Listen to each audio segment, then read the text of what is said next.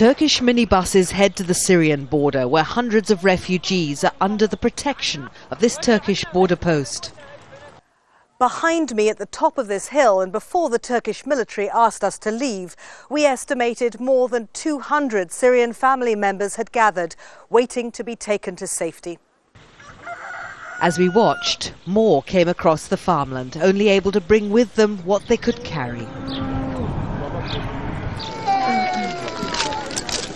But as the day wore on, from Idlib and Aleppo provinces, where Bashar al-Assad's government has launched many new attacks, hundreds more came. Over the past 8 months, this man, once a teacher, has helped thousands, but he says it's getting harder to escape. People can't move from that area because they will be attacked by Bashar al-Assad and his army, because this army controls the area around the road. But their future in Turkey is also bleak. Many of them will end up in this new 20,000 capacity camp in Kilis, more than 2 hours drive away. The camp's controversial. The no-climb solid steel fences and barbed wire make it feel like a detention centre. Journalists need special permission to film it and are not allowed inside. These pictures were taken by Syrians last week who'd been moved there under armed guard and protested at the conditions. Movement in and out of the camp is restricted. In the neighbouring Islahiya camp, it's not allowed at all. Syrian activists working with refugees say conditions are intolerable.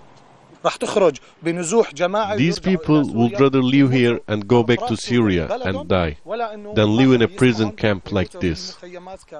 Turkey fears an influx of refugees on the scale of the Kurdish crisis of 1991, when 500,000 Kurds fled Saddam Hussein into southeast Turkey. But so far only around 23,000 Syrians have come, and Turkey has capacity for 45,000. This is not yet a humanitarian emergency that would trigger a buffer zone. But these young defectors from Assad's army still live in hope of a safe area and new, heavier weapons. The old camp they were living in, Reyhanlı, is being dismantled. They don't want to stay in Kilis, but they say they can never return to Syria while Assad is in power. There are thousands of them now in Turkey, some preparing to fight their way back, others simply relieved to have found safety for now.